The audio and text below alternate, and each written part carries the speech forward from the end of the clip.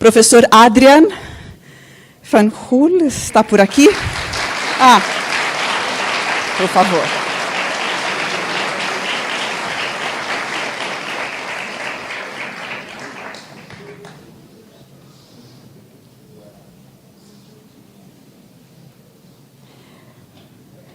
Professor Adrian, por favor, tome seu lugar. Gostaria de chamar o professor Jean Tible, professor das Ciências Políticas e conselheiro do Centro de Estudos Palestinos. O centro é formado pelos 11 departamentos da faculdade e temos representantes de cada um desses departamentos dentro do centro. Professor Jean, por favor. Obrigada.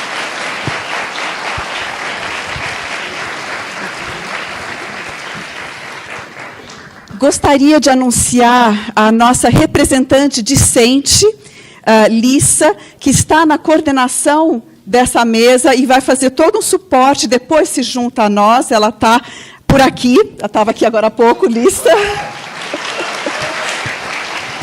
A representação discente tem sido fundamental na vida do centro. E gostaria de chamar, finalmente, à mesa o professor Ilan Pappe, da Universidade de Exeter.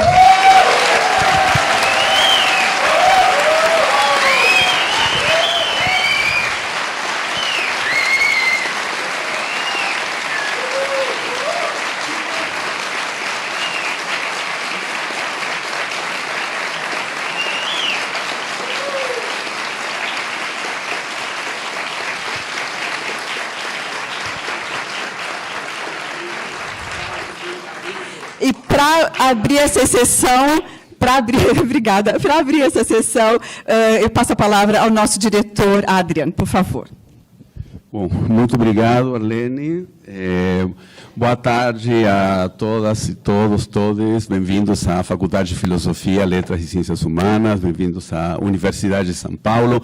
Bem-vindo, professor Ilan Pappe. We are welcome. É um prazer estar aqui com a Arlene, com o Jean. Com todos vocês. O professor Ilan Pappe já esteve na Flip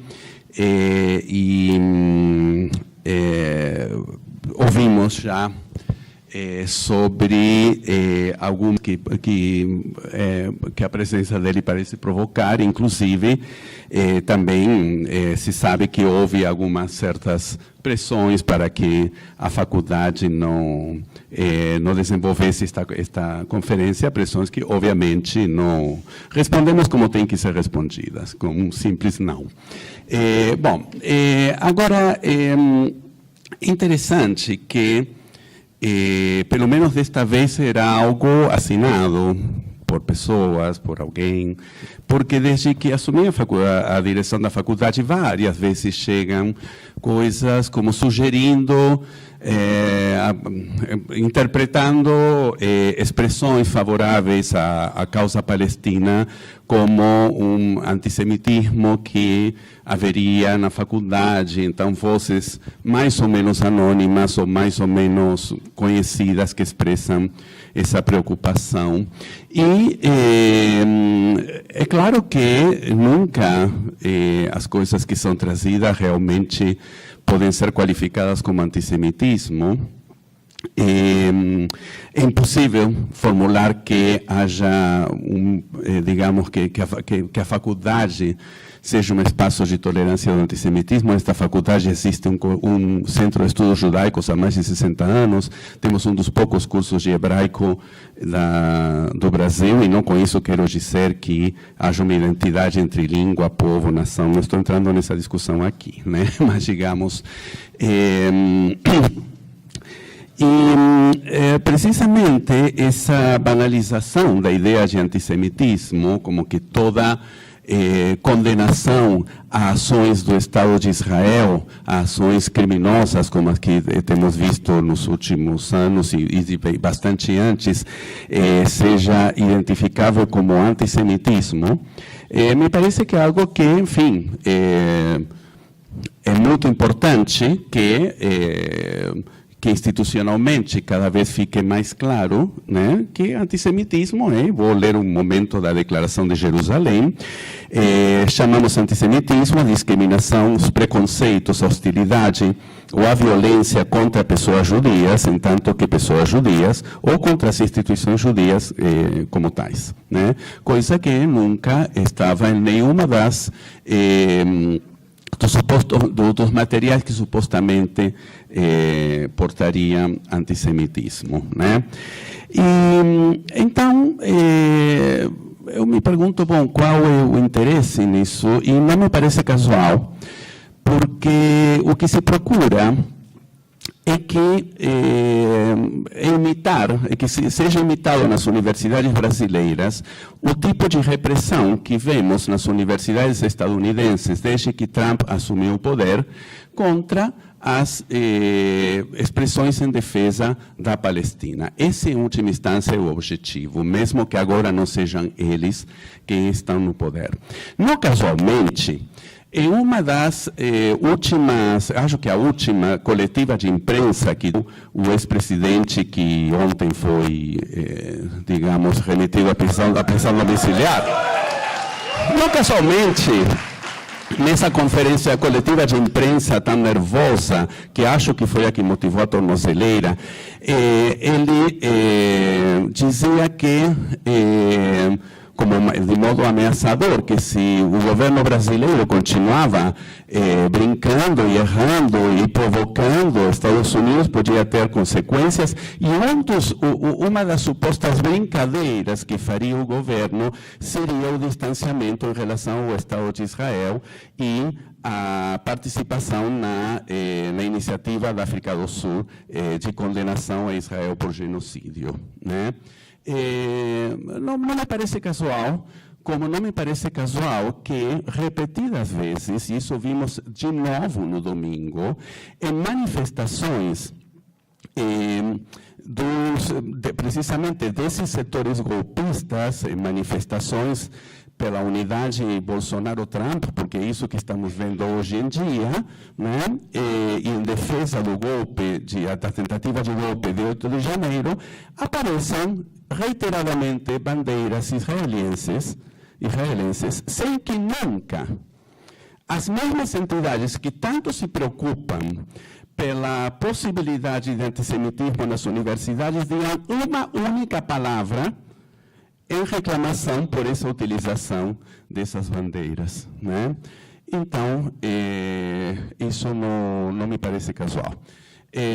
Não quero entreter mais, digamos, não quero ocupar mais tempo, apenas reafirmar, não apenas que na nossa faculdade não prima o antissemitismo, como também que esta faculdade e a congregação dela se manifestou reiteradas vezes repudiando o genocídio contra o povo palestino e que hoje, então, é um grande orgulho receber o professor Ilan Pappe e queremos muito escutar o que tem a nos dizer. Obrigado.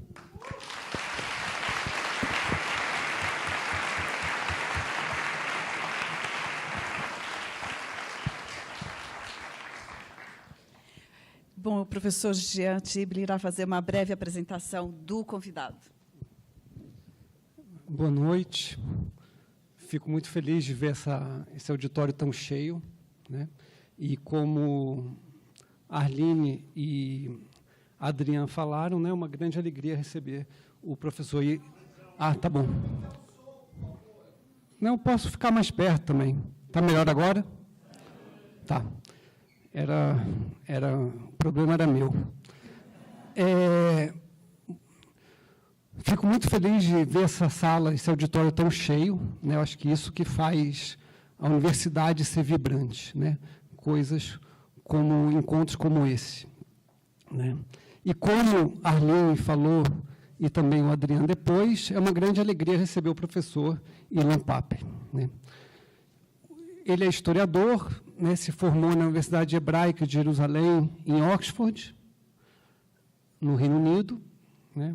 Foi professor de ciência política na Universidade de Haifa E como desdobramento dessa monumental obra, né, que eu acho que é um dos melhores livros que eu li, ele acaba sendo expulso de lá e vai assumir o Centro Europeu de Estudos Palestinos, em Exeter, no Reino Unido. Né. No Brasil, né, teve essa publicação, né, pela Sanderman, do Limpeza Étnica. Depois também saiu, se não me engano, pela Tabla, né, os 10 mitos sobre Israel, e agora a Elefante trouxe 2 livros importantes, né, o brevíssimo histórico do conflito Israel-Palestina e a maior prisão na Terra? A maior prisão do mundo, que está tudo lá na entradinha. Né? E o que eu acho que é importante também do Ilan é uma coisa que o Walt Whitman, o poeta estadunidense, falou sobre a poesia, que a poesia dele, a que faz sentido para ele, é a que dá coragem para as pessoas escravizadas e causa horror aos déspotas. Eu acho que é esse o tipo de ciência que o Ilan Pappe encarna.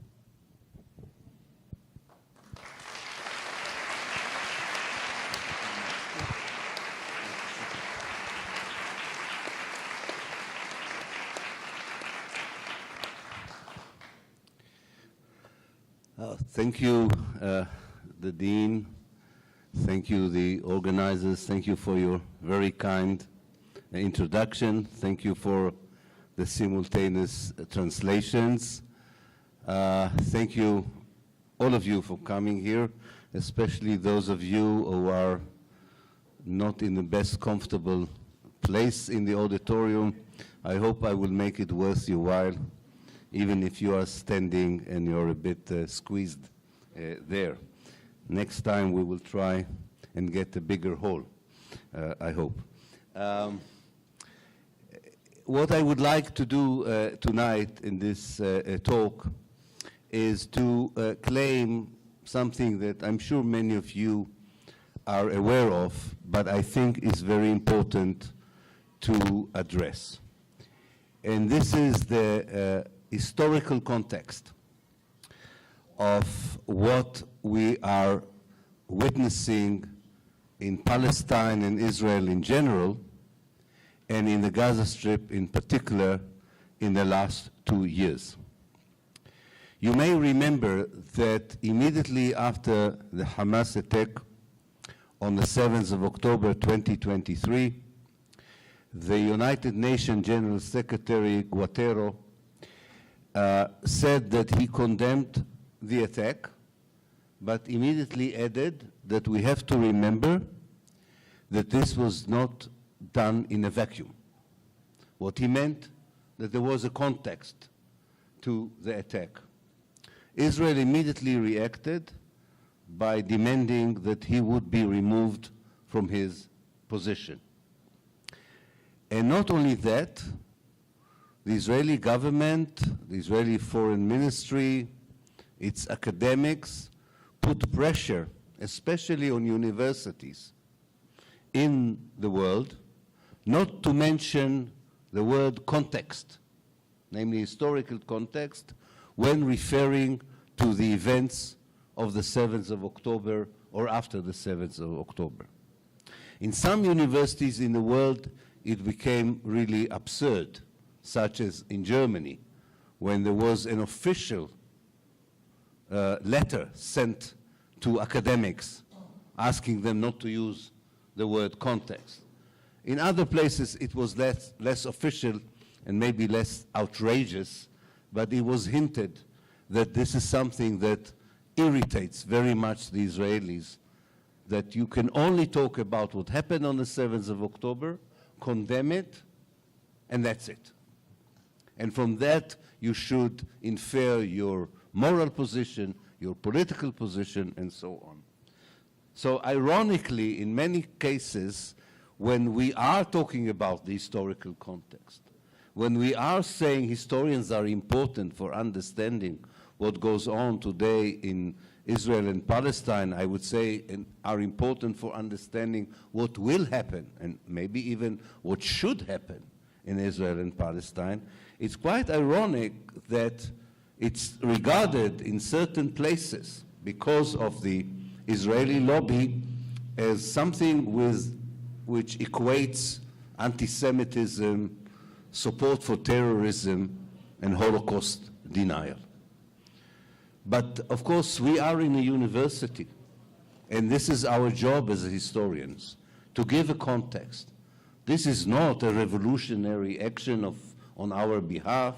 It's not a subversive action. This is not meant as a racist action against anyone, and definitely it has nothing to do with anti-Semitism or Holocaust denial. It is something that only we can do because the media doesn't have the space and the time and the patience to explain historical contexts, and the politicians are even less interested in such explanation. So this is our role, this is our obligation, is to talk about this context. And the fact that Israel is so worried that we should do it tells you that if we do our job correctly, if we tell that history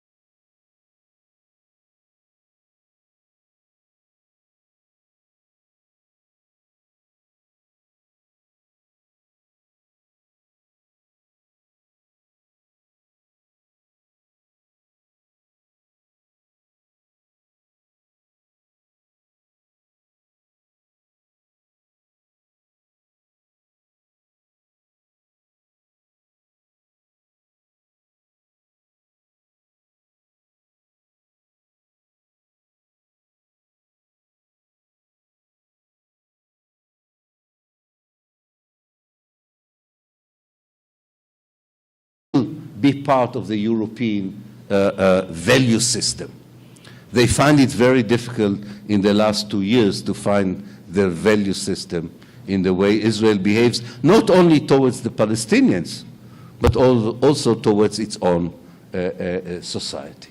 So I think that is one context which we have to discuss, which is the essence of Zionism as an ideology, the basic idea of Zionism, that anti-Semitism can be solved only by imposing a European state on the Arab world at the expense of the Palestinians.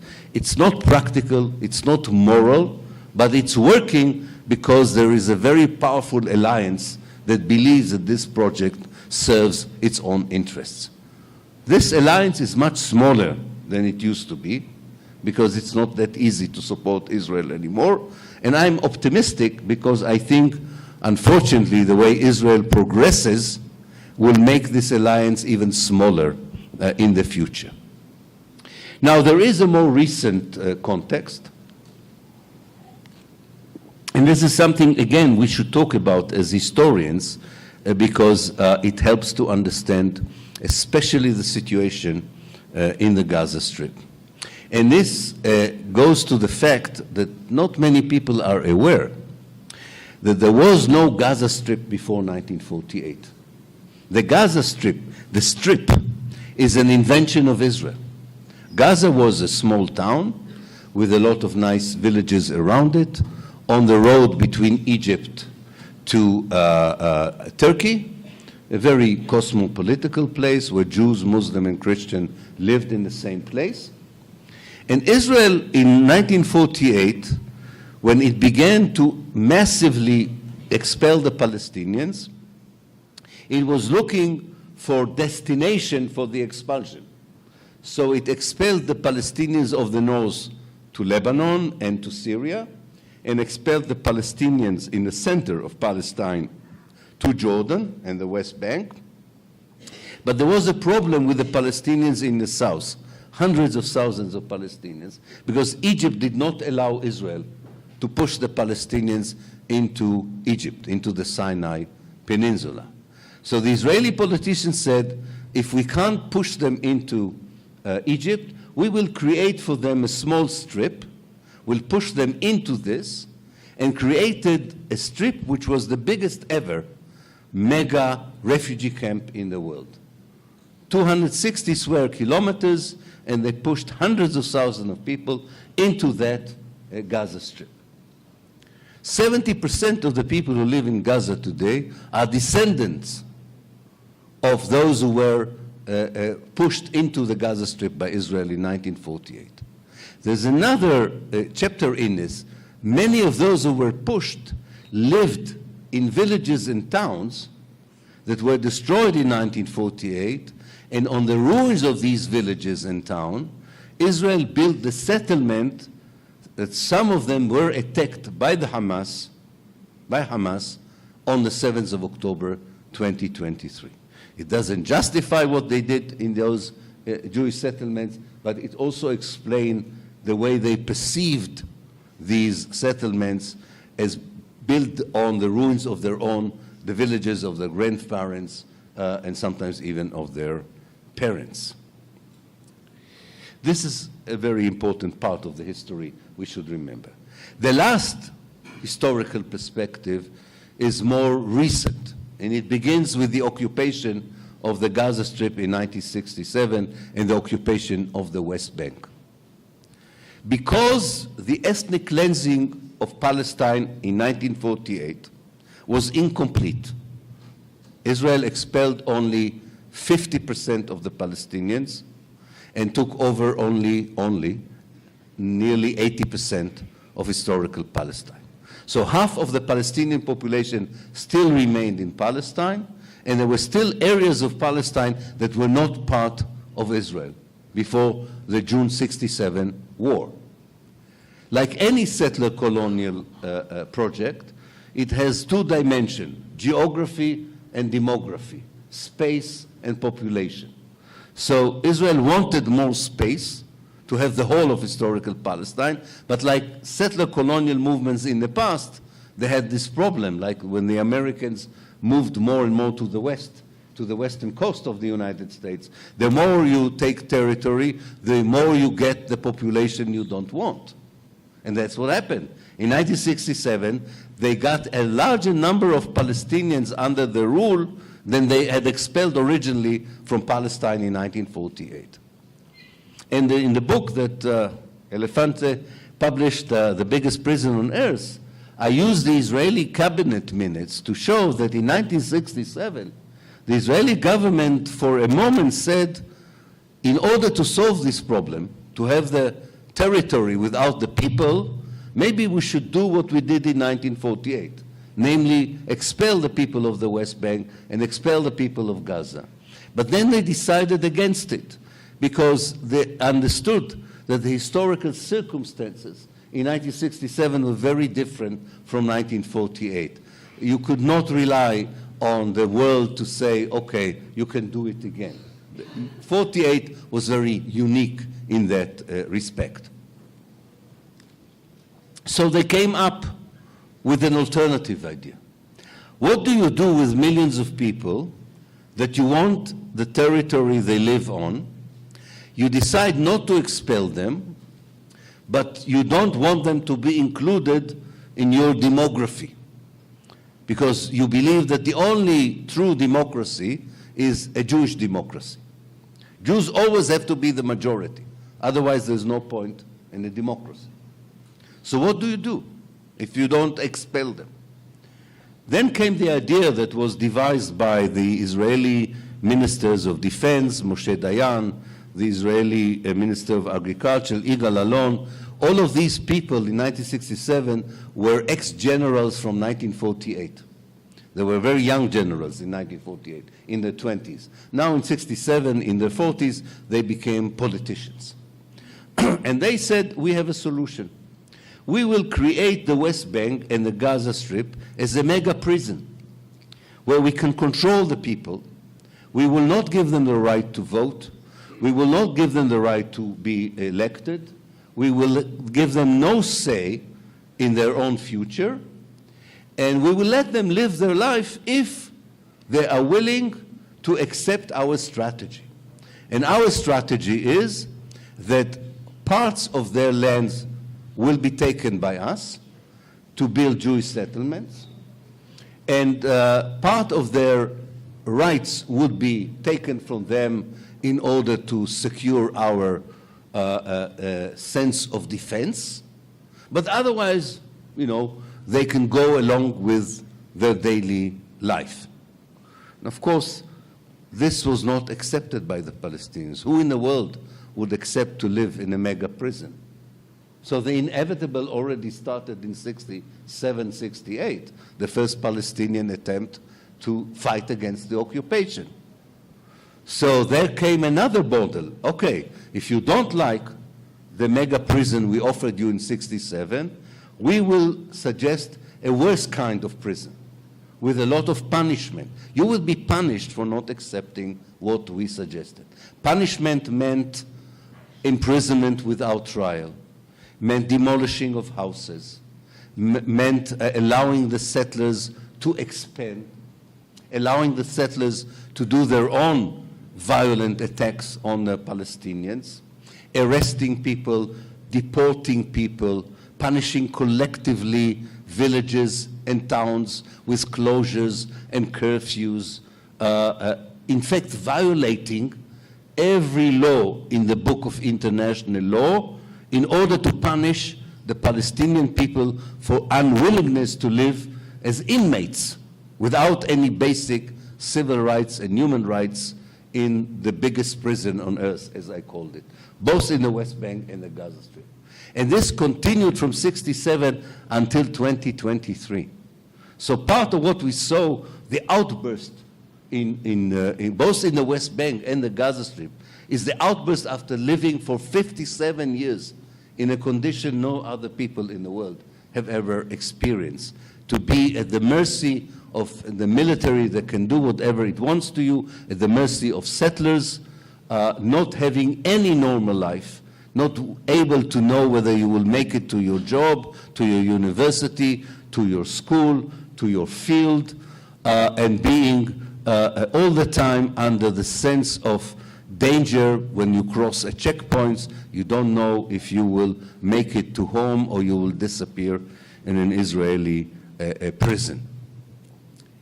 The mega prison of the West Bank was bad enough. And somehow Israel succeeded in convincing its allies in the West that this is a temporary arrangement. The Israelis always like to say, peace is around the corner if there would be anyone we could talk to on the Palestinian side. But unfortunately, there's no one we can talk to on the Palestinian side, and therefore we have to maintain this kind of rule. And it was very convenient to the United States and the West to say, okay, that makes sense, so we're not pressuring Israel to change its policy towards the Palestinians. And then came the first Palestinian uprising, the Intifada in 1987. Then came the second Palestinian uprising in 2000. In between that, we had so-called peace process, like the Oslo peace process, which was not a peace process. This was an attempt by Israel allies, such as Norway, to sell to the world the prison as a peaceful solution. And the Palestinians rightly rejected it when they understood there was no genuine wish either by Israel or the mediators to really allow them freedom and liberation from the mega prison that Israel built for them. And while Israel continued to succeed with this policy of punishment and giving some privileges and then punishment and privilege, really like the relationship between a jail and its inmates in the West Bank, it didn't work in the Gaza Strip. It didn't work in the Gaza Strip for two main reasons, I think. First of all, Israel could not convince enough Jewish settlers to go to the Gaza Strip. While 800,000 Jewish settlers went to the West Bank, only 5,000 Jews were willing to settle in the Gaza Strip. So Israel felt it doesn't have an important presence there. Secondly, the people of Gaza lived in the worst condition all over historical Palestine, and therefore were much more committed than anyone else to resistance, were much more resilient than anyone. They were the heart of Palestine.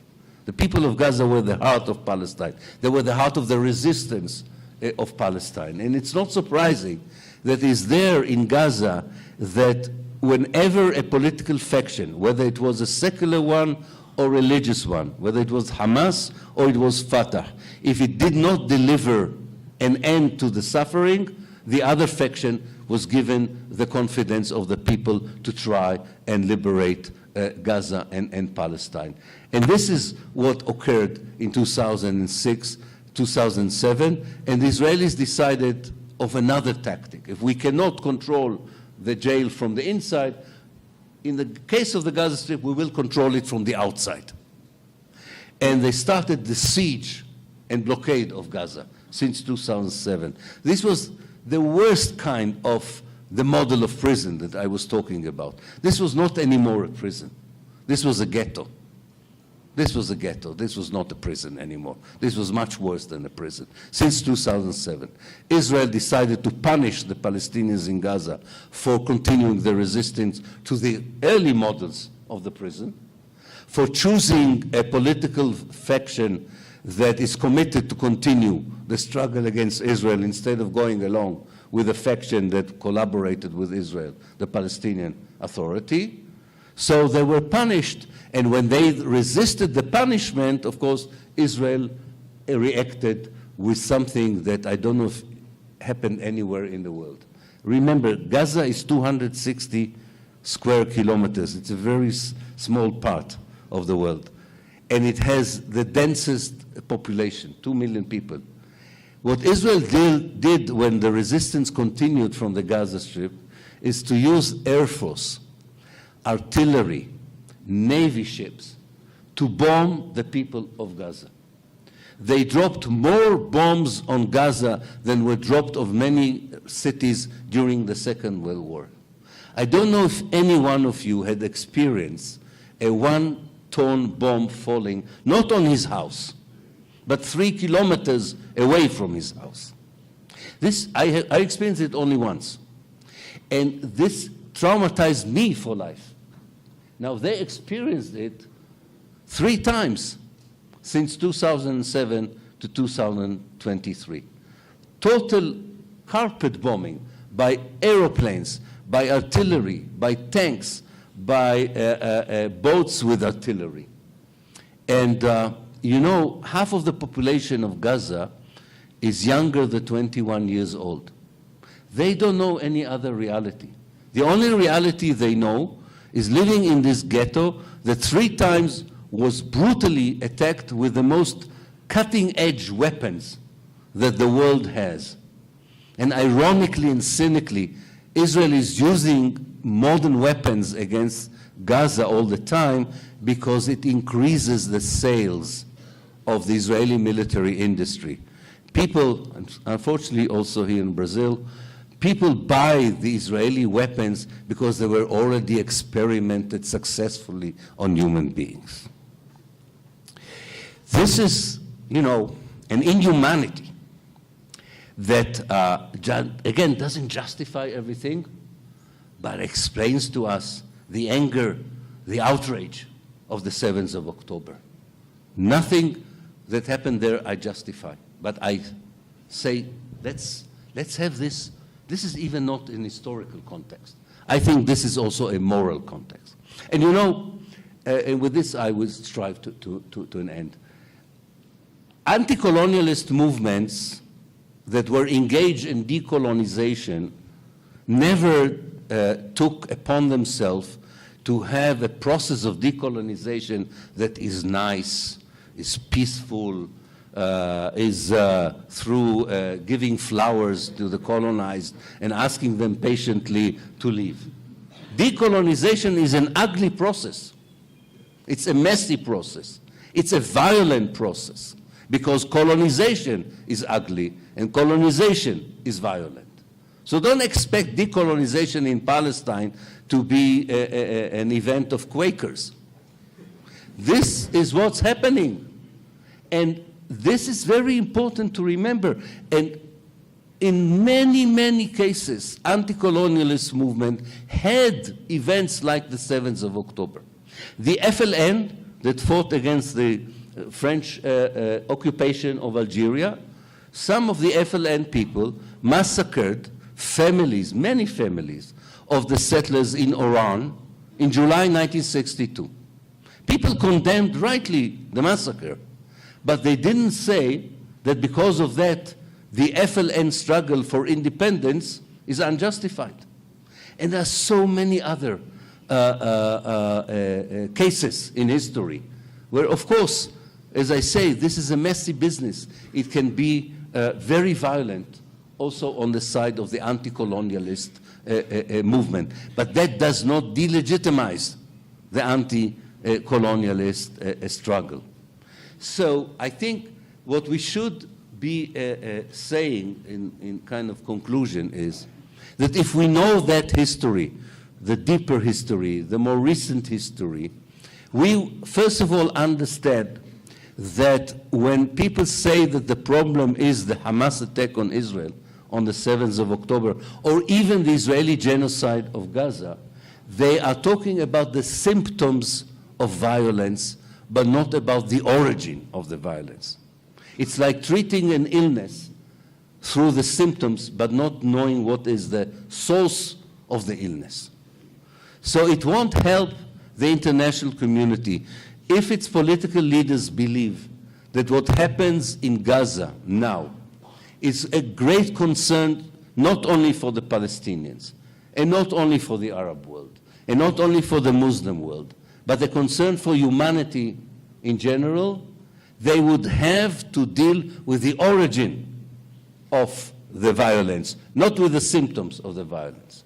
And in this respect, I'm afraid to say the two-state solution is dealing with the symptom of the violence and not the violence itself.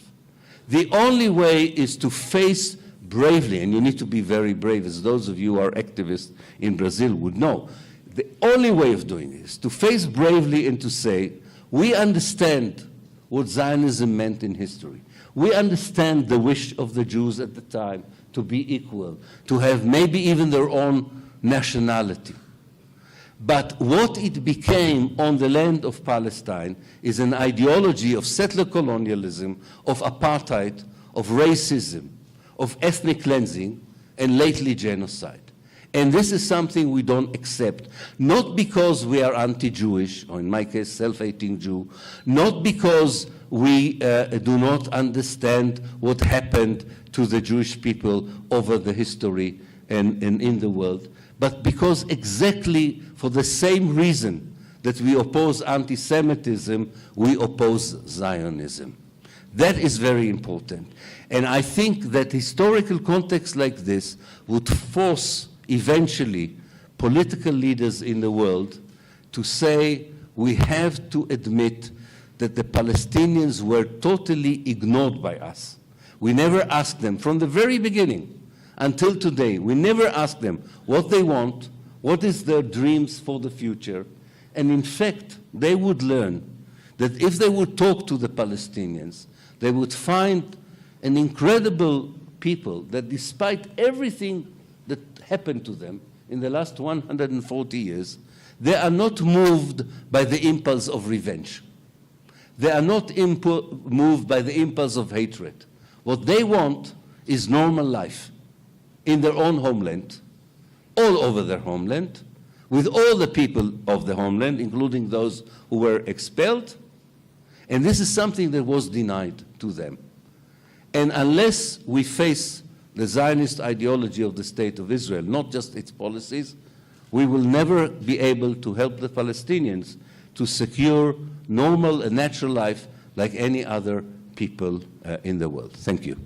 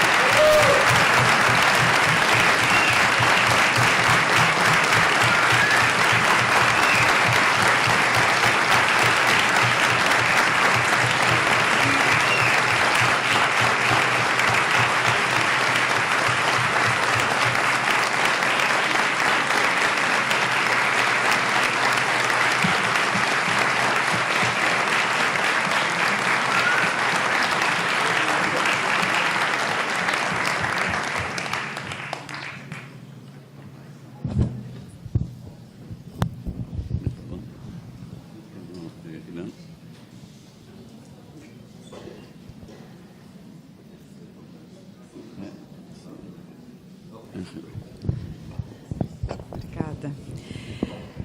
Muito obrigada. Ali. Muito obrigada. Muito obrigada, Ilan Pappe, por essa palestra que tanto nos explicou com tanta profundidade, com tanto conhecimento, com tanta serenidade, o que as raízes mais profundas do que hoje vemos. E eu já tinha combinado, então, e pedido para a Alícia, eu ia chamá-la, mas que bom que a Alícia, então, conseguiu uma cadeira, porque era para a Alícia estar com a gente desde o começo, e ela não tinha uma cadeira aqui, muito gentilmente falou, vou buscar a cadeira. Então, muito obrigada, Alícia, até mesmo por buscar a sua própria cadeira.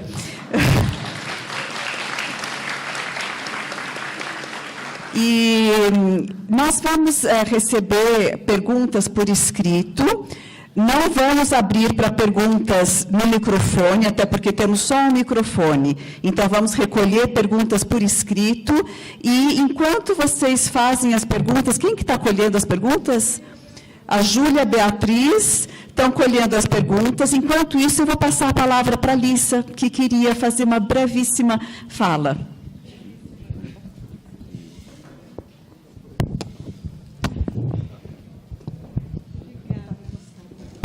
Obrigada. Na verdade, vendo a composição dessa mesa, eu até falei para a professora que eu poderia não falar, porque estamos aqui para ouvir o professor Pappe, mas a professora Ilan achou importante e agradeço muito. Na verdade, eu estou aqui representando o conjunto dos estudantes também. Sou representante do Centro de Estudos Palestinos e vai ser uma fala bem rapidinha. Eu queria trazer uma passagem desse livro, 10 mitos sobre Israel. É um livro que a professora, inclusive, pede fichamento para os alunos da graduação, em aulas que são nesse auditório, muitas vezes. E eu vou ler uma parte do prefácio. Esse livro é de 2017. E no prefácio de 2017, Ilan Pappe diz assim, ele explica sobre o livro, que em cada capítulo desse livro ele vai desmistificar um dos mitos criados pela narrativa sionista. No final do prefácio, ele diz, nutro a esperança de que o leitor, seja ele um novato no assunto ou um estudioso veterano, encontre neste livro uma ferramenta útil. A obra se dirige, sobretudo, àqueles que participam dos debates sempre em voga acerca da questão Israel-Palestina. E aí, mais para frente, ele diz, estudantes e acadêmicos podem tirar proveito deste estudo. Thank you. Podem tirar proveito deste estudo se tiverem se curado da grande moléstia do mundo acadêmico de nossos tempos, a ideia de que o engajamento sabota a excelência de uma pesquisa acadêmica. Os melhores alunos de graduação e pós-graduação a quem tive o prazer de lecionar e orientar eram aqueles engajados. Este livro é apenas um modesto convite aos futuros acadêmicos para que deixem suas torres de marfim e se reconectem com as sociedades em prol das quais conduzem suas pesquisas. Escrevam eles sobre o aquecimento global, pobreza ou a Palestina. Todos deveriam vestir com orgulho a camisa de seu engajamento por baixo dos trajes acadêmicos. Eu acho que dispensa comentários além, mas estar nessa mesa com essas pessoas que estão em lugares de prestígio, são acadêmicos incríveis, mas que também deixaram suas torres de marfim. Eu acho que é importante a gente, na universidade, não se esquecer disso. Então, fica o convite a todos para ler mais Ilan Pappe, porque acho que ele nos ensina não só sobre a história da Palestina, mas também sobre como agir. Era basicamente essa a pequena fala que eu tinha para fazer. Agradeço a oportunidade de novo. Thank you, professor. E obrigada, gente.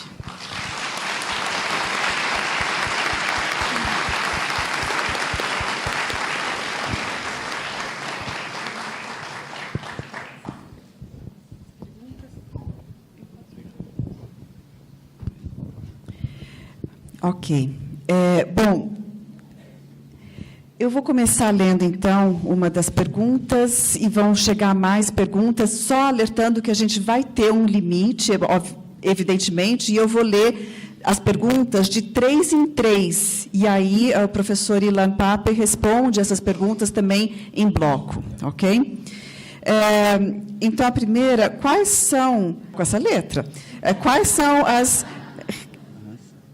reparáveis mínimas? Reparações. Quais são as reparações mínimas que um... Neto, bisneto da Nakba.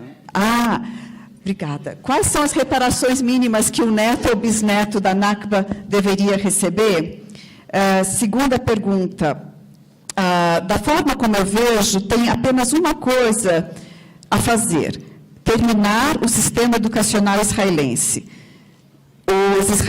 Os israelenses são ensinados a acreditar que são superiores. E a terceira pergunta, o Estado binacional da Palestina poderia exigir os dois Estados, Israel e Palestina, previamente? Ou deve ser... Uma solução direta. Entendi. Para haver um Estado binacional, deveria haver previamente 2 Estados, Israel e Palestina, ou pode ser uma solução direta binacional? Não, ele está com fone. Very good translation, I hope. Good. Yeah, thank you. So the first question is about reparation of a third generation. I think in case of repatriation or return of refugees that had been expelled, we don't need to invent the wheel. There are very clear guidelines by the United Nations. In fact, they were renewed in 2005. They are called the Pionero guidelines, named after the person who was doing the revision of these ideas. And it's very, very clear that the first option of refugees and their descendants is return.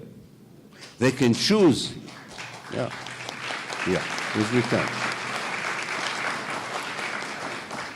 They can choose to receive compensation instead of return, but it's their choice.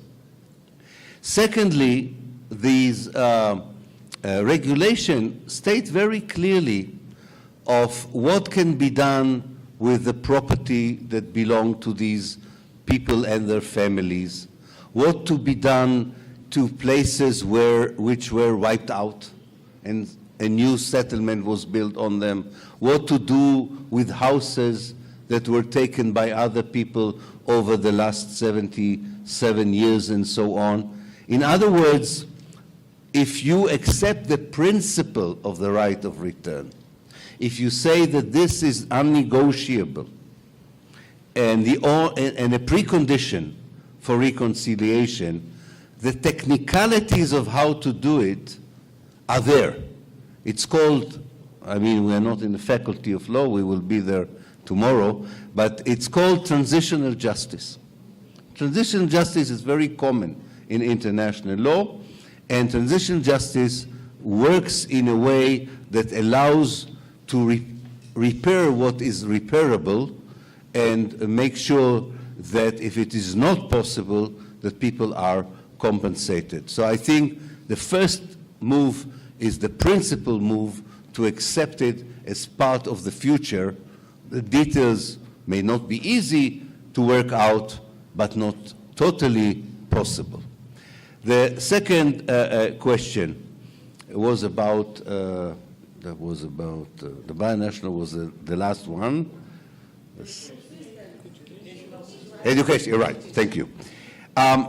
Absolutely true that Israel is a very indoctrinated society.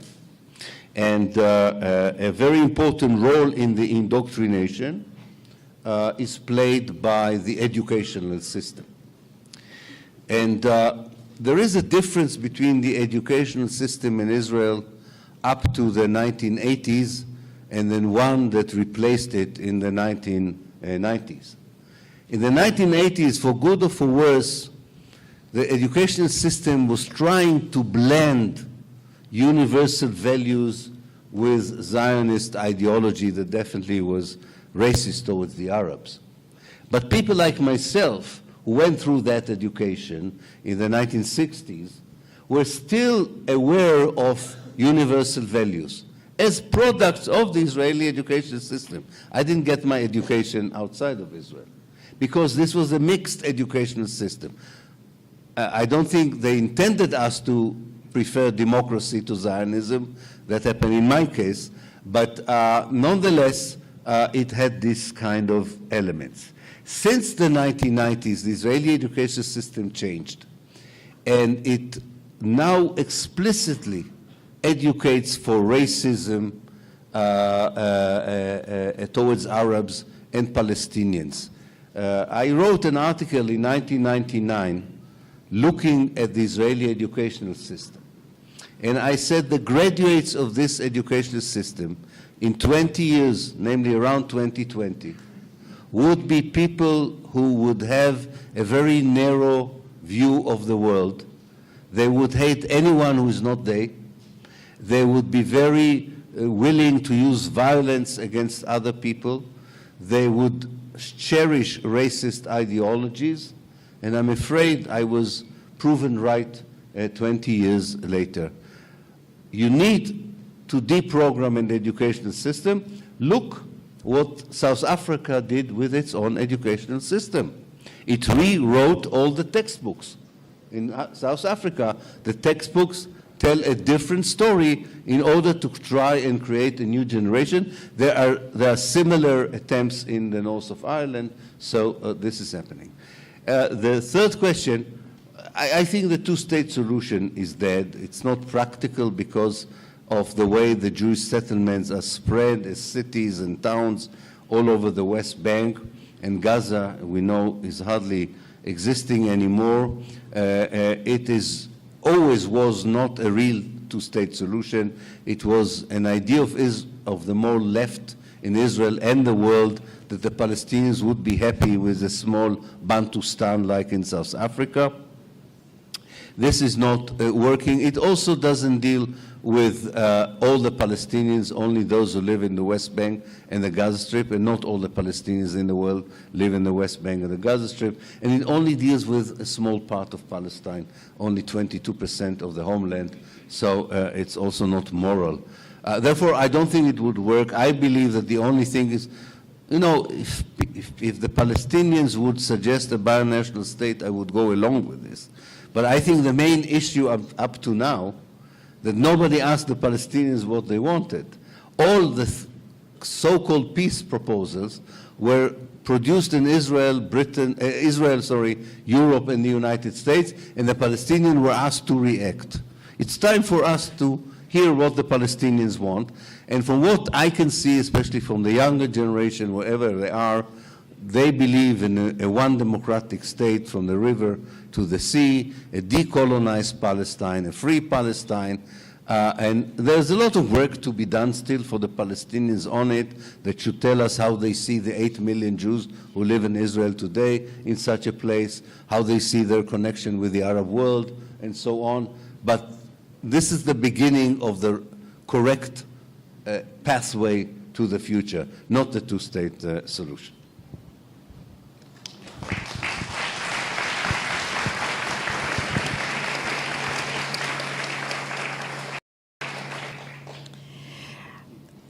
Eu estou juntando temas e quando tiver repetido e muito próximo eu vou ter que não ler exatamente todas. A pergunta é, o que você acredita que podemos esperar para o futuro próximo, agora que Netanyahu anunciou a total tomada de Gaza? Continuarão a matar, não obstante o crescimento das críticas internacionais, ou pelo menos deixarão as pessoas sair?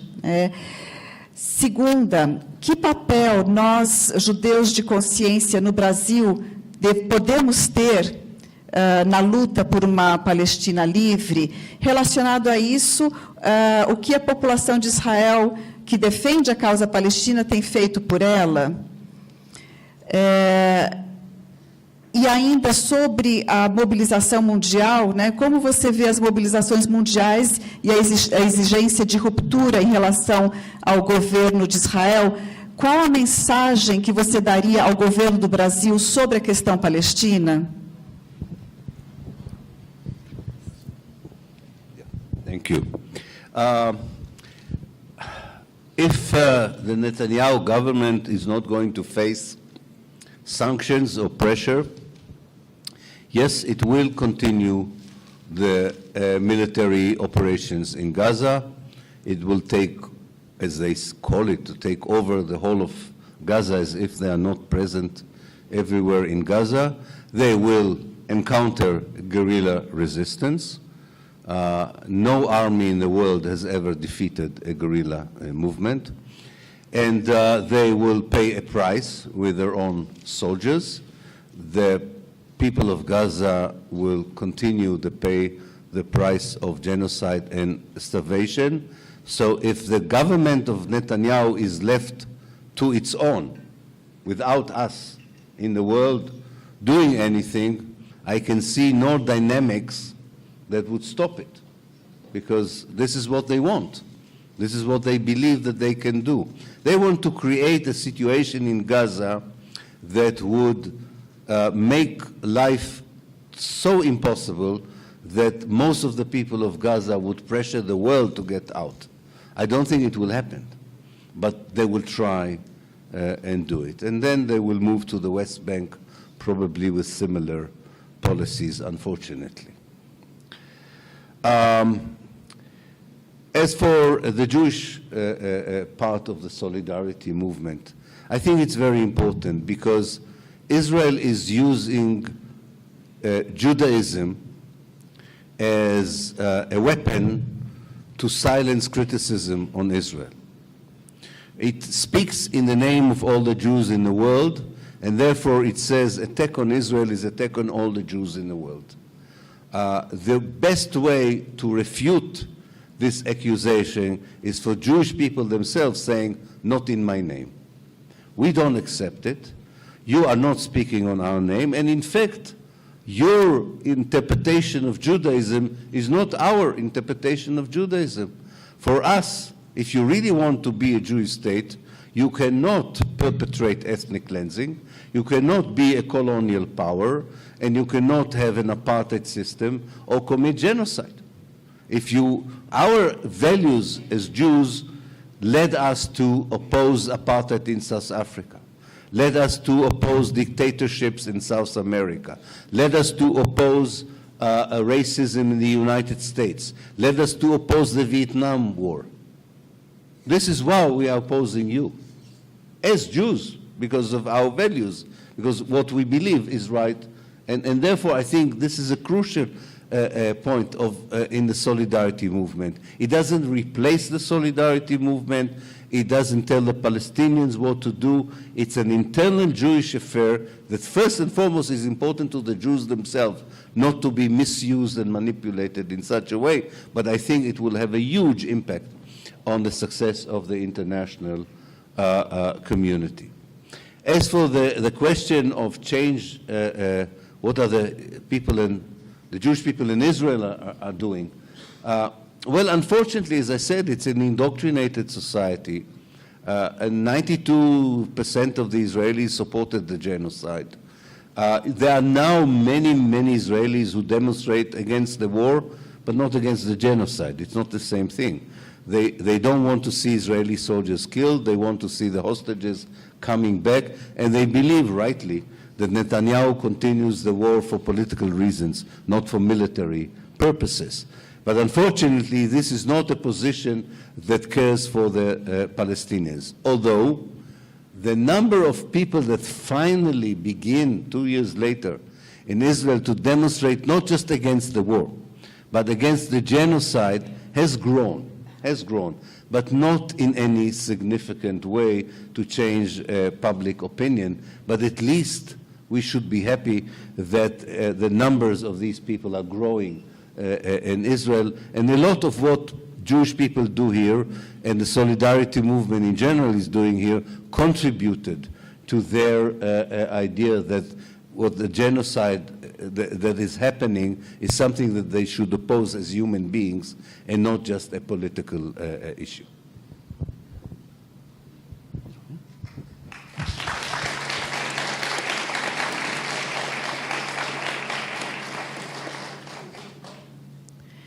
Algumas perguntas foram já repetidas, né? Como ele enxerga o governo influenciando.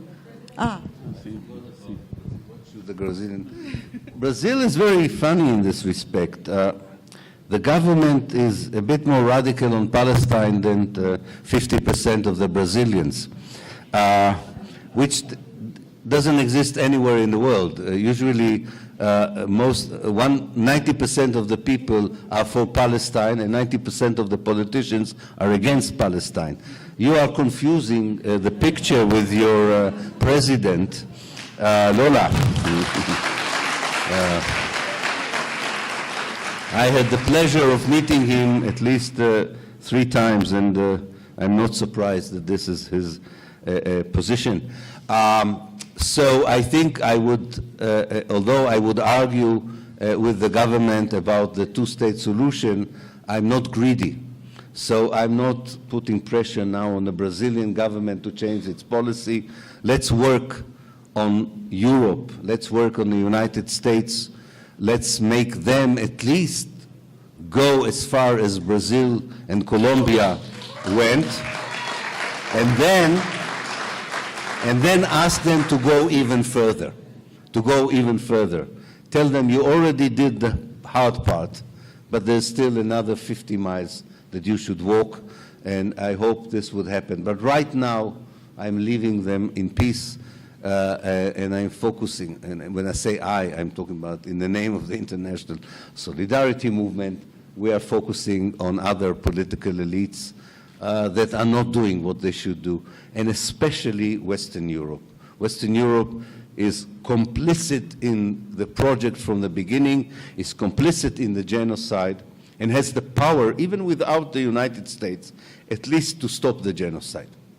And they are not doing it because they are cowards in a moral sense, they are moral cowards, and because the lobby is influencing them, but especially because in Europe, as in many other parts of the world, politicians this age are made of a very poor material. They are self-centered. They see politics as an occupation, as a job, not as a vocation. And they care much more about their re-election than about the concerns of the people, not only about Gaza, about global warming, poverty, immigration. So we hope that we will bring a different kind of politics to the world, and that would benefit Gaza and Palestine as well.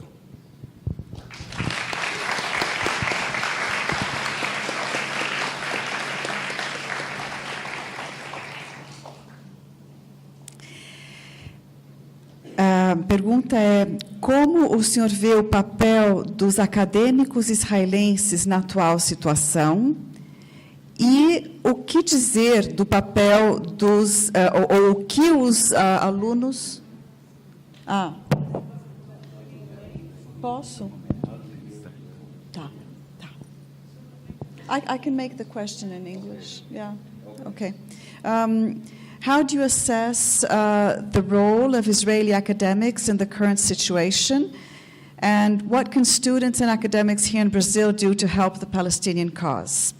Then, recently, countries like France, Canada, Britain announced the recognition of the state of Palestine, or potential. What do you think this state of Palestine would be if today the only thing that there is left is 10% of the West Bank and who knows the Gaza Strip? So what are they recognizing? And the other one would be related to trauma. Given that the Nakba is continuous, can we speak of a Palestinian trauma?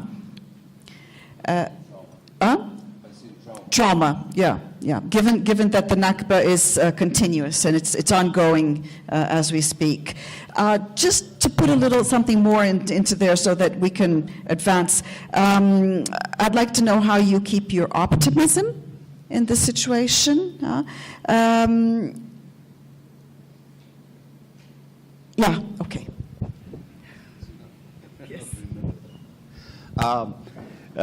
Unfortunately, the Israeli academia is complicit in the crimes of Israel, partly by actively being involved in it when it produces arms, when it offers judges to the military regime, when it is offering doctors that treat people who are tortured, and when they go as reserve soldiers to the Israeli army.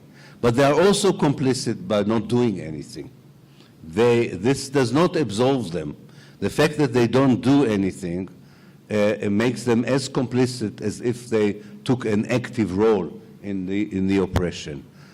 You know, my old University of Haifa is few kilometers from a prison where Palestinians are being tortured and imprisoned, and that by itself should have led them to be active, but they are afraid or they believe in the Zionist ideology. It doesn't matter.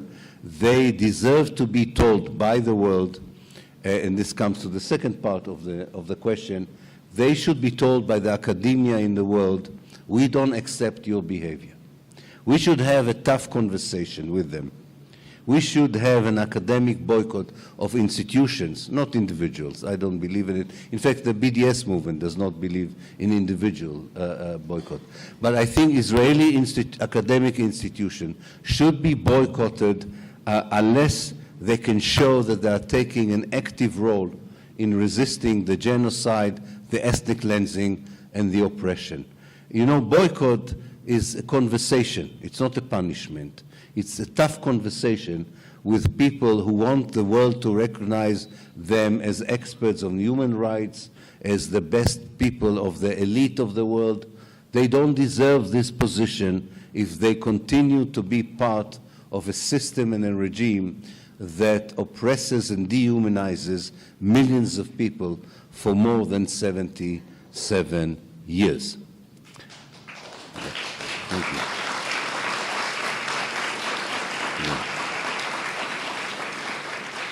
The second question was about... The second question...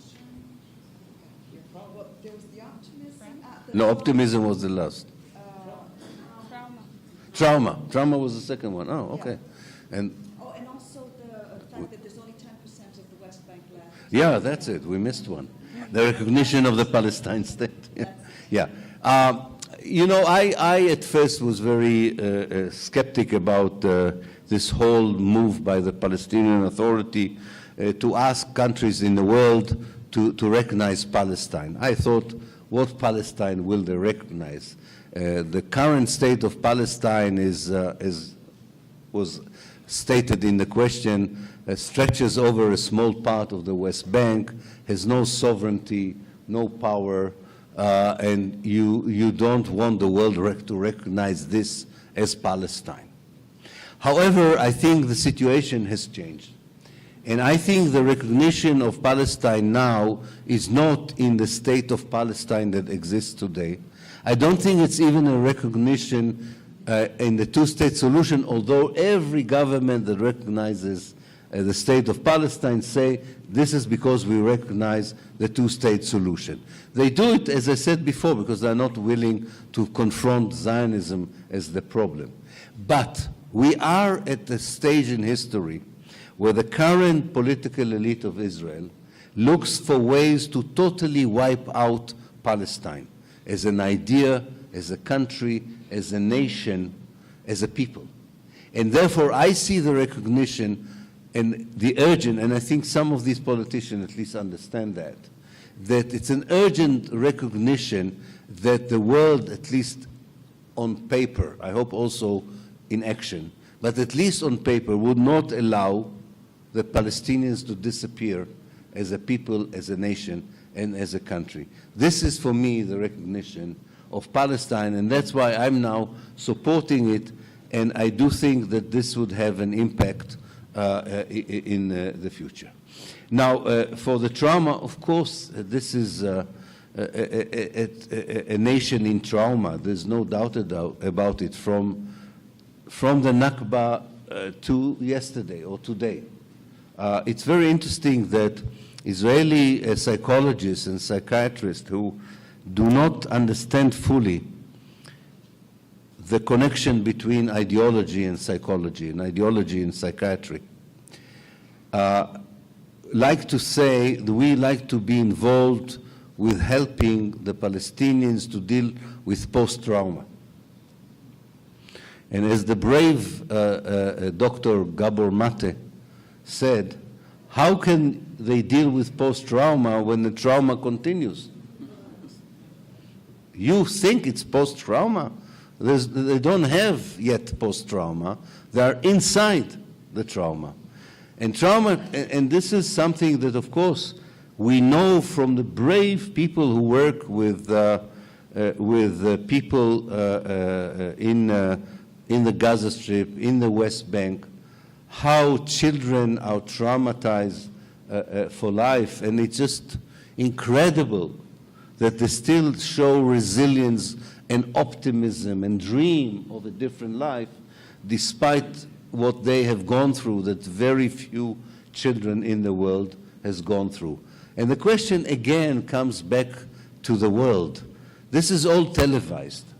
This is all in front of your eyes, and you're not doing anything. This is incredible. This is incredible, and we hope that this will change. As for optimism, you know, I don't see it as optimism as such. I think it's realistic to believe that in the long run there are processes that produce different reality. I would never have the impertinence to go to people in Palestine and say to them, don't worry, next year would be better, or the year after the next would be better. That would be irresponsible, immoral. I cannot promise it, and they know it. And therefore, I'm not optimistic, and I'm very worried about what's going to happen in 2026 and even in 2027. But I do see processes, and this is not wishful thinking. I see them as an academic, that create processes, create reality that brings me to believe that we are in the end of a very bad period, and we are on the cusps of a new period. History for me is not linear. History is cyclic. And there were terrible cycles in history. And the end of every cycle was the beginning of a better cycle. And Gaza and Palestine are the epitome. They are our symbol that the cycle, the bad cycle, would be over. When we see an improvement in the life of the Palestinians, it means not only that things have improved in Palestine, it means that the world is a better place. Also in the way it treats global warming, in the way it treats global poverty and immigration. And if I would stop to be hopeful, then I would stop to believe in humanity. I do believe in humanity. I understand all the setbacks that we are facing. Populism, fascism, a piggish kind of capitalism. I understand all these powers and all these forces. But I don't think that millions of people in the world cannot do anything against it. And one of the most important, the two most important things for successful revolutions. One is imagination. Imagination is the most hopeful action of a human being. Even when you are in prison and when you are losing hope about what's happening around you, the imagination can take you to a better vision. And secondly, organization, of course, a very good organization. And I believe that we will find the way to work on it. And that gives me hope, especially my conversation, and I'm teaching a lot of young Palestinian scholars in my center in Exeter. I draw a lot of optimism from their resilience, for their quality as human beings. It's an impressive human capital that I'm sure would find the way to lead us all to a better future.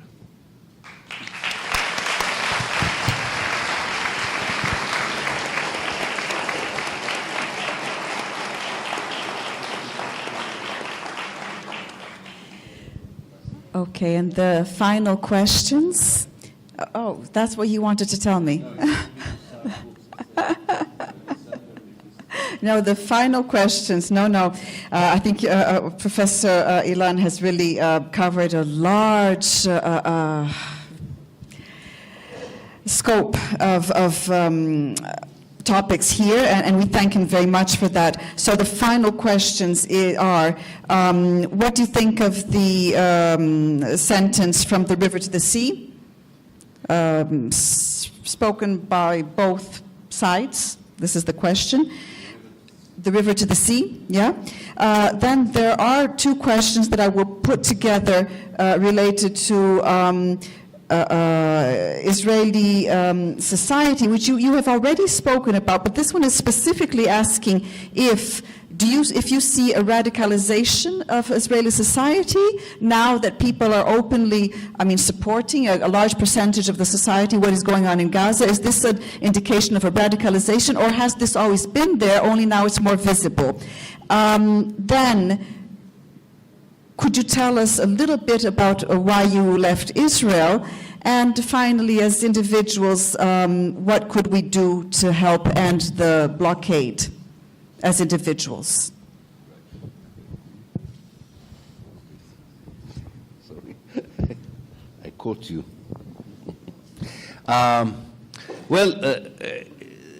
The slogan "River to the Sea" first of all means recognition that there's already one state in Palestine called the State of Israel. And it is, in most part, an apartheid state. And when people are talking about Israel from the river to the sea, and they mention Israel and not Palestine, they want to keep this apartheid state alive. If we call it Palestine, it means we want to replace the regime with democracy, liberation, and freedom. So I think this is a very clear slogan of the international solidarity movement, supporting the freedom of all the Palestinians all over Palestine. And it's quite ridiculous that, for example, the German parliament, the Bundestag, has passed a resolution that if you chant Palestine should be free from the river to the sea, you should be arrested for inciting terror. So I think that's a very genuine call for freedom, and I think that it should be respected. The second question was, getting tired. The radicalization. No, there was a radicalization. I mean, as I said, it's a settler colonial state, so getting rid of the Palestinians was always part of the project. But what we used to call the liberal Zionists, the Zionist left, hoped that if it would give up direct control of parts of Palestine, maybe it could solve the problem without the need to expel and genocide. Or maybe it could look for good Arabs that would be happy to be Zionists. Fortunately, there are some. And so I think that this is radicalization in the sense that I can understand it. Most of the Israeli Jewish population say there's no need for this game of saying that we are both democratic and ethnic or racist.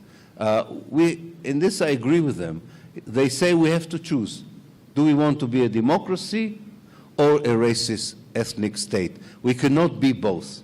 And we, the Jews of Israel, in large number prefer, if this is the option, and there's no third option, we prefer to be the ethnic racist state and not a democratic state. So I think that's what is happening in Israel.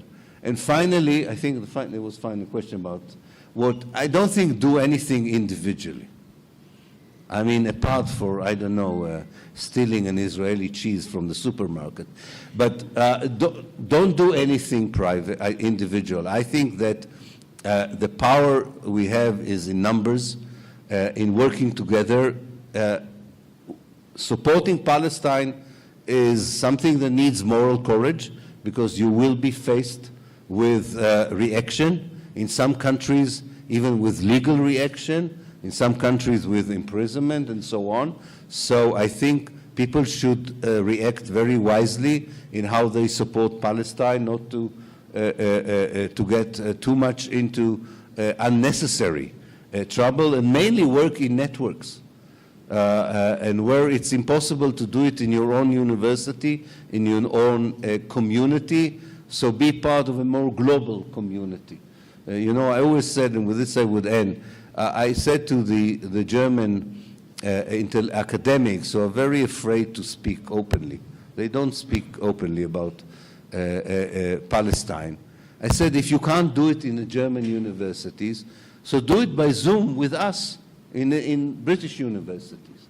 Find a way of expressing your views without totally destroying your position in your own university. I have a small story with which I would end on a bit more humorous point of view. I think humor is something that saves us even in the darkest moment of life. I was stopped by the United States Homeland Security in the airport of Detroit a year ago. And I was interrogated for 2 hours. And one of the questions I was asked, do you believe in the slogan that Palestine should be free from the river to the sea? And I said, you know, I believe that everywhere in the world where people live between 2 sources of water, they should be free. Now, the homeland agent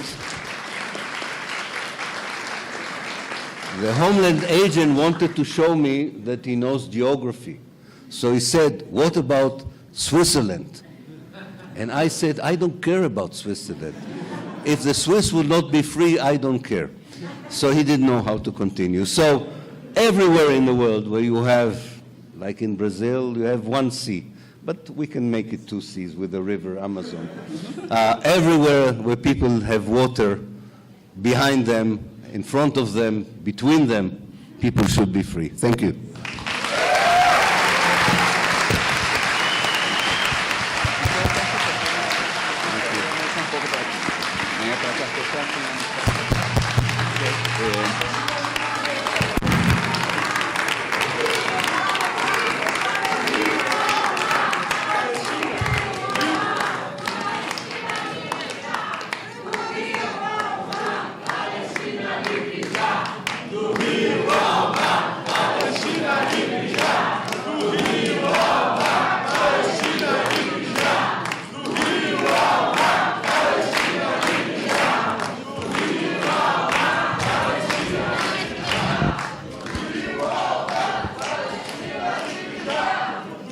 Palestina livre, muito bom. Gente, olha, tem uma banca de venda de livros da